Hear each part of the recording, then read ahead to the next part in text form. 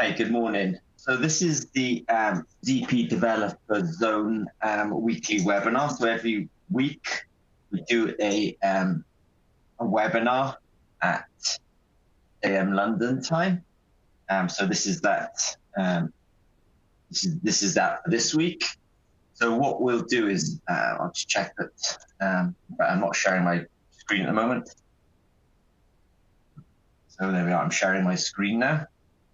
And I'll just check that we're getting volume. Yeah, so we have volume. Okay, so this is a weekly webinar for our ZP Developer Zone members. And so what I'll do is I'm just going to do a quick introduction for news for this week. And then I'm going to do a quick introduction to artificial intelligence. And really this webinar is intended for our members. So it will be kind of quite a little heavier on biosensing and sensing and electrochemistry and also Trypanosoma evanthi, which is a parasite. So yeah, cool. So Hasim has just joined online. So morning, Hasim. Or afternoon for you, Hasim. So just some news from this week. Just to say that Zimmer Peacock is coming to Southeast Asia in July 2021. There's a Biosensor Congress in Korea. We will be attending that. I'm hoping that people like Hasim will be there and Abra will be there maybe, and Jati will be there. So we're hoping to be in the conference in July in Korea. But then I'm also thinking then what we'll do then is we've talked about doing a developer zone conference and workshop in Jakarta. And I think that will be a good time in order to also do that as well. So we'll go to Korea and then we'll also take a flight to Jakarta and host that conference and congress and workshop for the ZP Developer Zone conference. This week we also had a new member, Seppi. I'm going to maybe do some focusing in on his interests in a later webinar. Yeah, Hasim saying let's go to Korea. Yeah, good, cool. Now I'm going to focus in on some of his interests in a later webinar, but I did take a quick look at his thesis, and obviously I realized that some of the things that Sepp is interested in are organometallic compounds, and these are these organometallic compounds are electrochemically active, and he's actually done some electrochemistry as well, because I've had a look at his thesis. So we have a new member this week, and I just wanted to highlight him to you guys because actually he does have electrochemical experience, and sometimes when I'm doing these webinars, he does. I do mention compounds like sort of ferricyanide and ferrocene, and these are often organometallic compounds. So we have an expert in the team now who's on organometallic compounds, which I thought was interesting.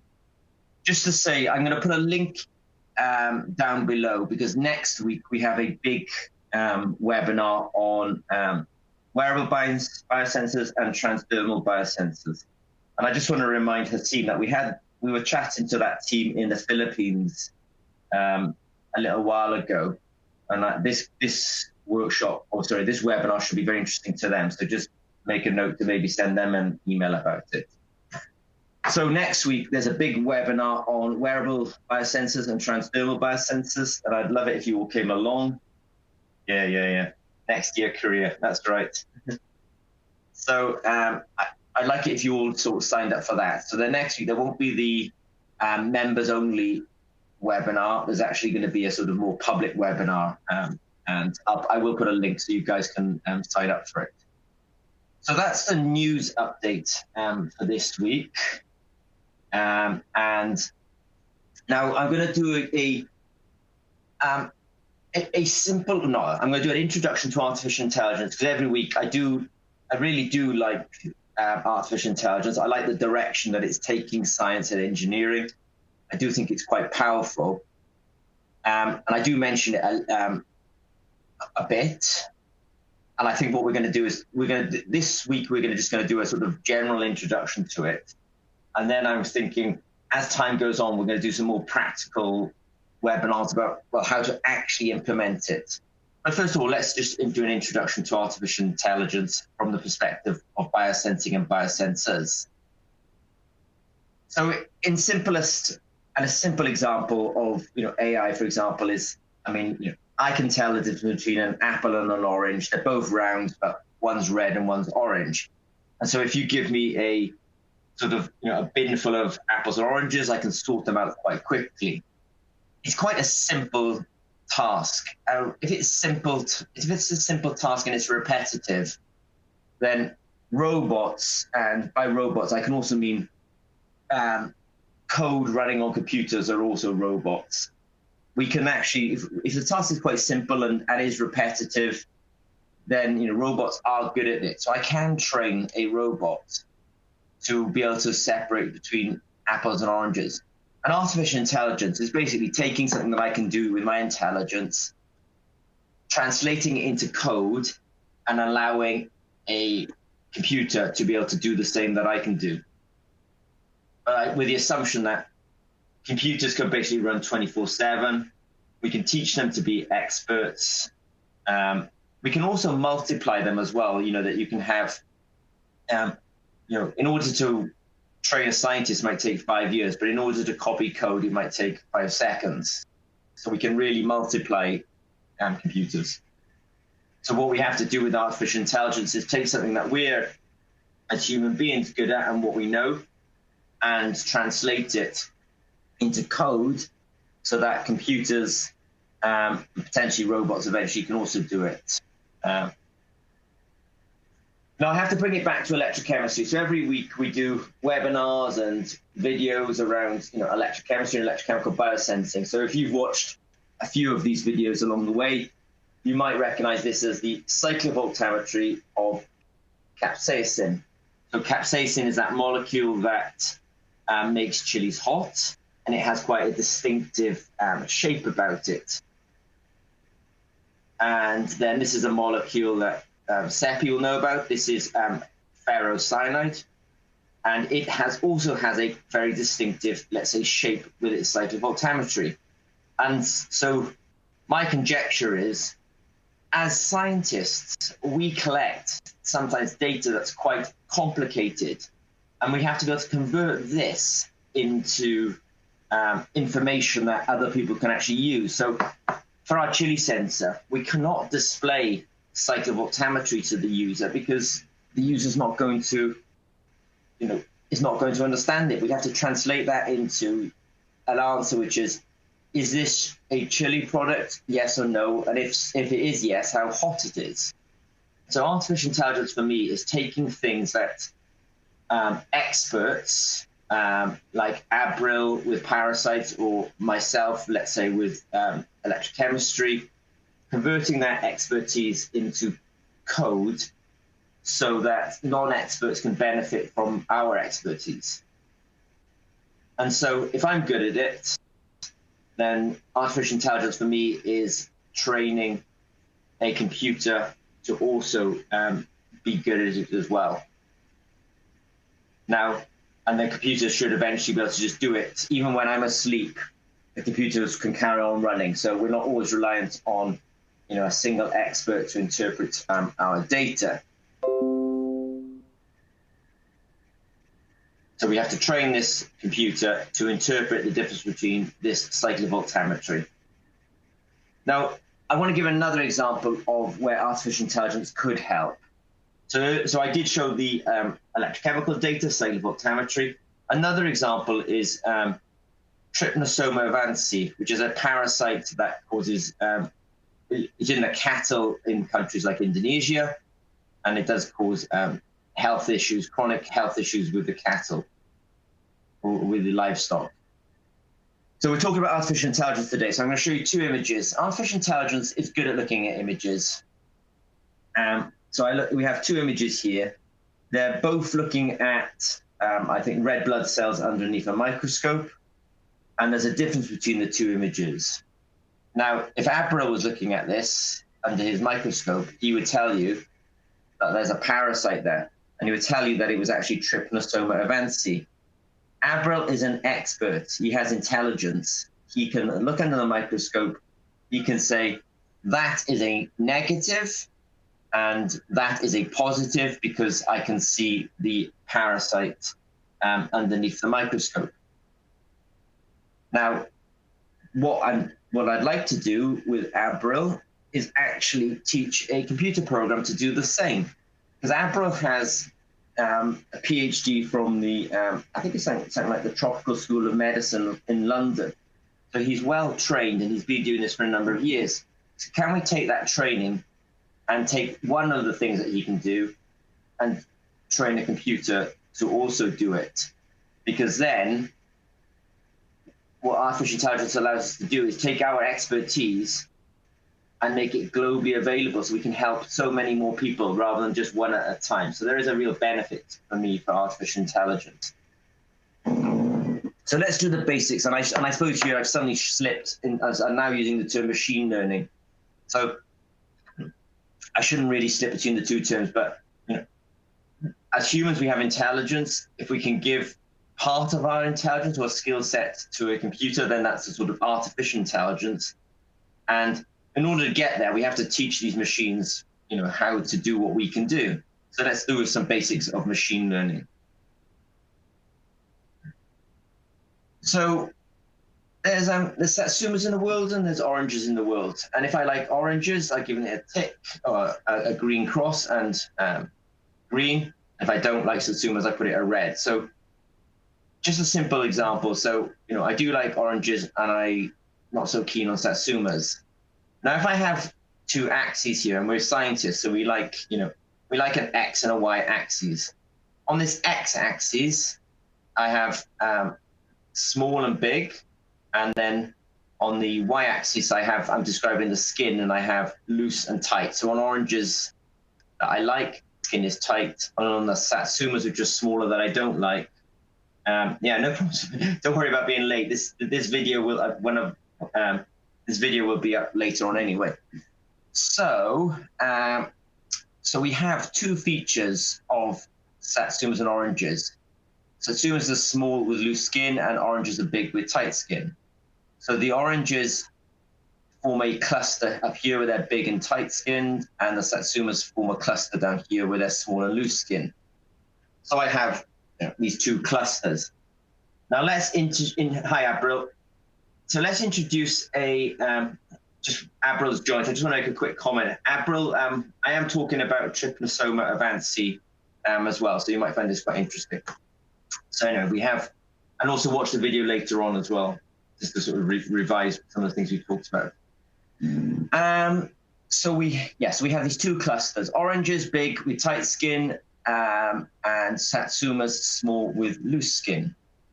Now, if I have an A, and now I've shown the computer these two clusters, and I say, look, here's a unknown fruit. It is orange, but is it a orange or satsuma? And the computer looks at, we give it some information, we say it's big with tight skin, and it says, well, it falls next to and within the cluster of oranges.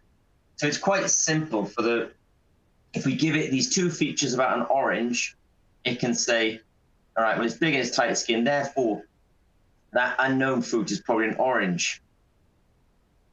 Now, if we give it another fruit and it sits between the two clusters, you can ask yourself the question, is this fruit here, which seems to be mid-sized with mid-tightness of skin, is it a satsuma or is it a orange? And does it belong in this group, the satsuma group, or does it belong in the orange group?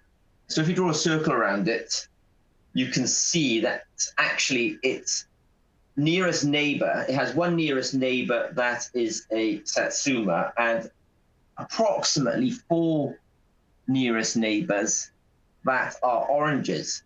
So simply I could say, well, that looks like it stands about a 80% chance of being an orange and a 20% chance of being a Satsuma. Now, what we're doing here is we're using k-nearest algorithm. A k-nearest algorithm is basically saying, what is B near? It's near mostly oranges, and it's only near one Satsuma. So therefore, it's probably, and let's say 80% probable, because there's 4 of those and 1 of those, it's 80% probable that it's actually an orange. I think that's really quite a nice way of, categorizing. And then, when you have a sort of an ambiguity like that, oh no.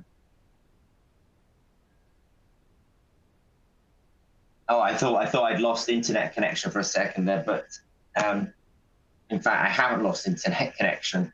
That was a bit of a worry. So it's a 20%. It's 20% that it's Satsuma and 80% that it's actually an orange. Now, the more data we have, the better the model and the higher the accuracy. You could imagine that if I wanted to increase the accuracy here, if I had lots and lots and lots of oranges in here and lots of Satsumas in here, you could sort of intuitively see that actually I'm basing this judgment on whether I'm an orange or a Satsuma. I'm basing it on a much larger data set. So that is pretty useful. And the more data I have, then the higher the accuracy of the model itself. So the ways of learning. So the ways of learning are supervised learning. So I think the real world analogy to supervised learning is kind of, one-on-one learning with the teacher.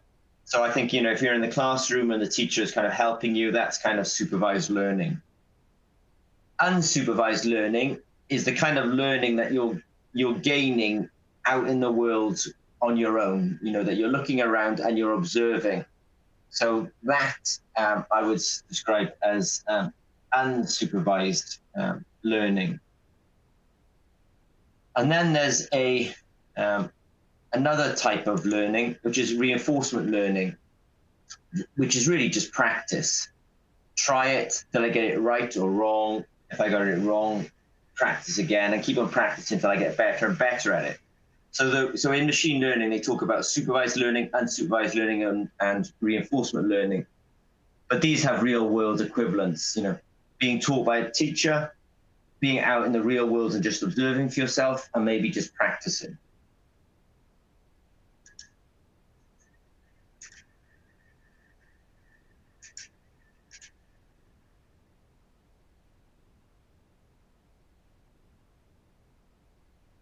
So now what I'm going to do is just give you some bit more detail into these different types of learning. So I'm glad that Abril is here because this is his data. And so here I have 2 pictures, again, of red blood cells underneath a microscope. And the question is, can we tell a difference? And luckily we have an expert, so Abril is able to actually spot that there's a parasite in there. And he's not just given me, 1 photo, he's given me a lot of photos. And how quickly can you spot the Trypanosoma avanci in these photos? There's 5 photos, and they're there. Now, maybe you could spot them, but imagine spending hours and hours doing this and checking sample after sample after sample. You're going to get fatigued. But of course, computers don't get fatigued. So in supervised learning, what you need is labeled data. And the labeling basically comes from people like us. You, and when I say us, I mean we're scientists and engineers. You are the ones who say, that is a positive signal and that's a negative signal. So Abril has labeled this, that's got a parasite in it. And he's labeled that's not got a parasite. So I have these 2 images. Now, how am I going to teach hi, Seppi. I saw Seppi's just joined. Seppi, we did mention you at the beginning of the webinar. So when you've got time later on, have a quick look at the video, because I know that you're into organometallic compounds, and so are we. We're quite interested in that. Anyway, back to this. So supervised learning. So Abril has labeled them, and other label is it's not trypanosoma avanci. But now we have to teach the computer how to separate between these two images. So what we do is we look at the image, and we can see that with the parasite trypanosoma avanci, it's long, but it's not so wide. Whereas normal red blood cells, they are sort of fairly equal in both aspects. So this is known as a feature. So this is a term that you'll hear that when you're trying to apply artificial intelligence, you need to look at features in the data. Just say hi to the guys.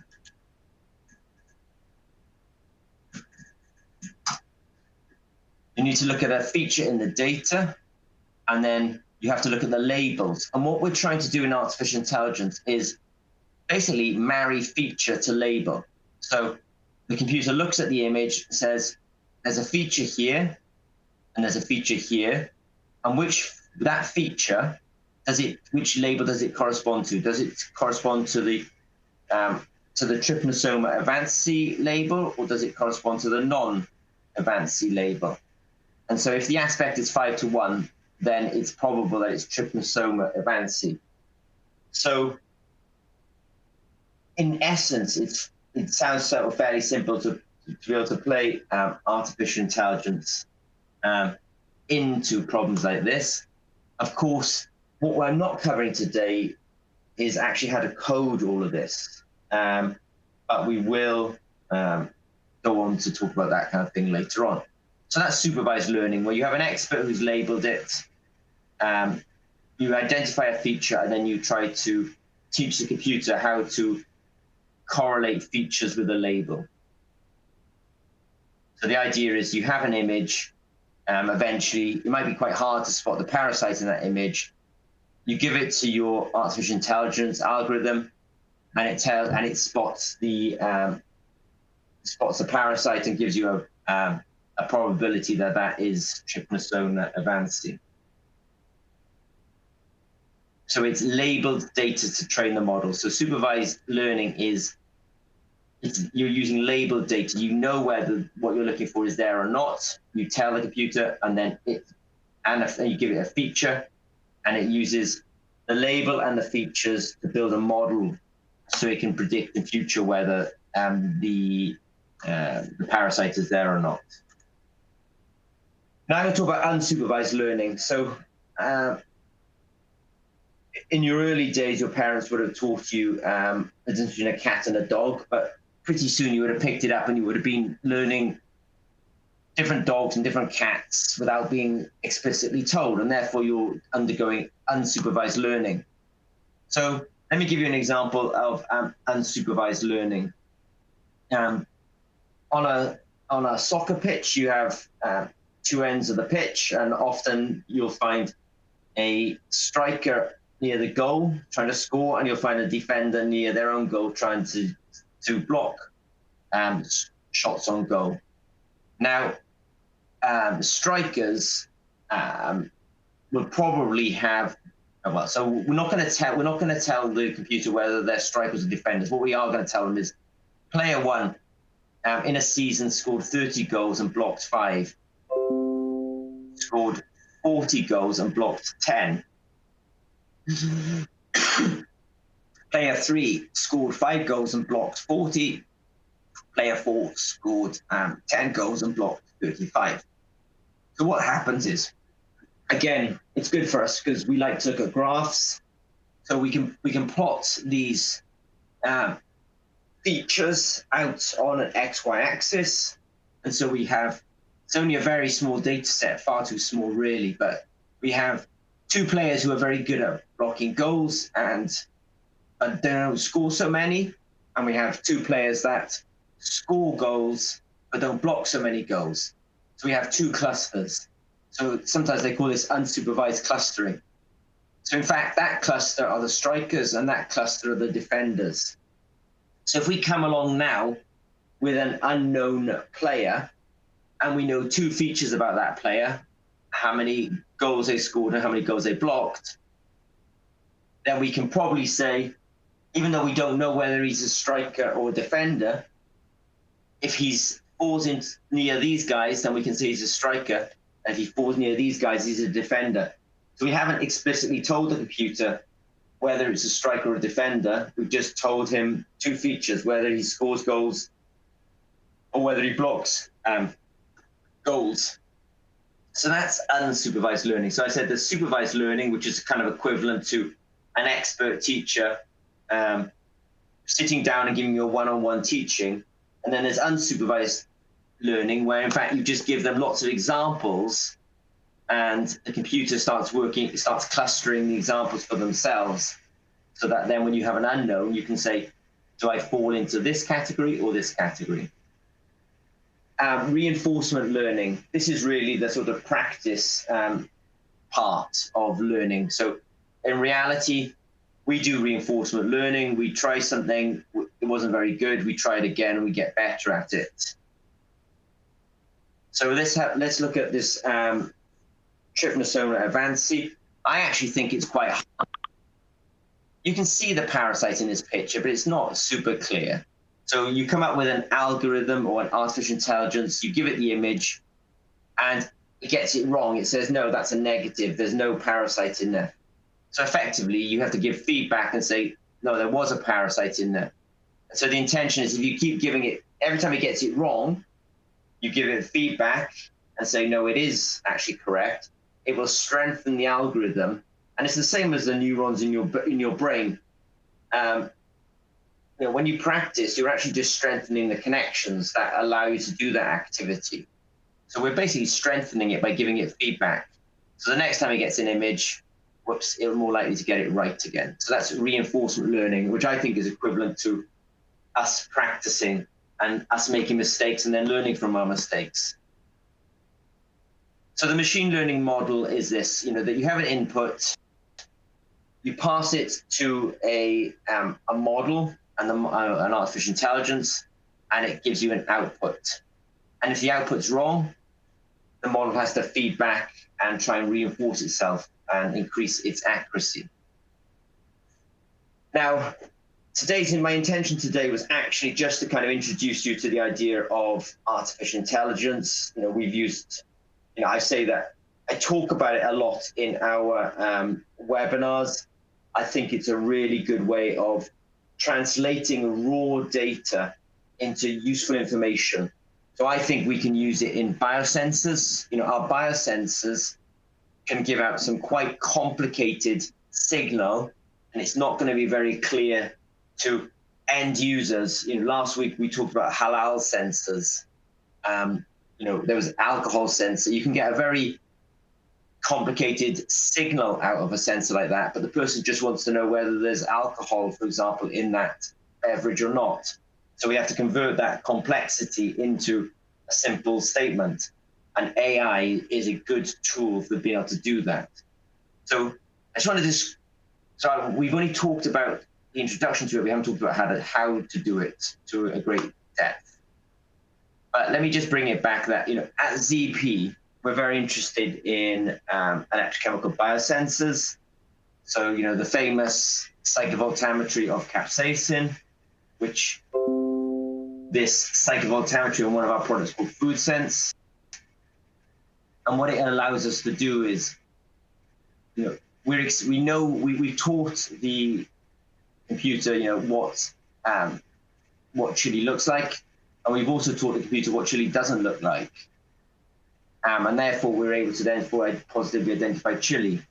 Now, what we're trying to do for the community of biosensor developers is actually come up with a technology called Julie, so that you can record the data in your lab, upload the data to Julie, and then Julie will actually help you develop the artificial intelligence in order to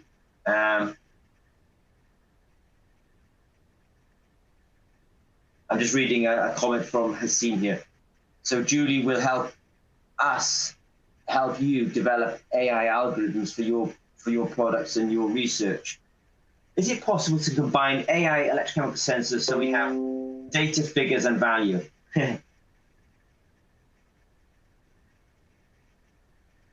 Yeah. So the quick answer is, as scientists, we like to see our data if you're a consumer, you actually just want the answer. So, you know, you can always show people raw data. You can also show them, you know, the interpreted data and give them the yes or no, whether, you know, that's a positive sample or a negative sample. So you can give them everything. What you give people in reality is based on the product or the service that you're trying to provide. You know, for example, in the chili sensing, do we show them the psychovoltammetry? No. Why? Because they're food technicians or technologists, and they just want to know whether it's hot or is it hot, and to what degree is it hot. Do they really want to see the raw data? They might be interested, but we don't show it to them. So whether you show everything is kind of, you know, is a business decision. I'm glad that Abra likes the ideas that we've been displaying here. So why do I like AI? I like AI because it allows us to convert complicated raw signals into simpler information. You know, is it chilly and how hot is it? But it also allows us to take some of us who are experts in this team and convert our expertise into code and products. So if you are, and I think it's quite hard to sometimes spot these parasites, if you are an expert in parasitology, then you are the one who can then generate data that's labeled and unlabeled, then we can take it and actually write AI in order to look at images and be able to say, you know, with what probability is the parasite there. And actually, I've just got the word next there, but I'm just going to remind you, I'm just going to go to the top of the slides now and just give you a quick reminder that next week we have a public webinar on wearable biosensors and transdermal biosensors. So I will put a link on our Discord server, and I'll also put a link in I realize we've got to go in a minute because we've run the 30 minutes. I'll put a link on our Discord server. I'll put a link on this video. There's a webinar next week. Please sign up to it. It'll be a big one, and we'll be also doing a live demo as well. All right, so I've probably run out of time today. I do appreciate it. Next week, there's a big public webinar. Sign up for that. And then in a couple of weeks' time, we'll be back to our normal members-only live demo, or live webinar, rather. All right, cool. All right, well, I hope that was an interesting introduction to artificial intelligence. And as I say, I've tried to keep it that. The reason I'm interested in artificial intelligence is I really think it can help sensing and biosensing. All right, cool, guys. I appreciate it. Hasim, I'll put some notes up on the Discord server and also a link to this video. Okay, guys, take care. Shall see you soon.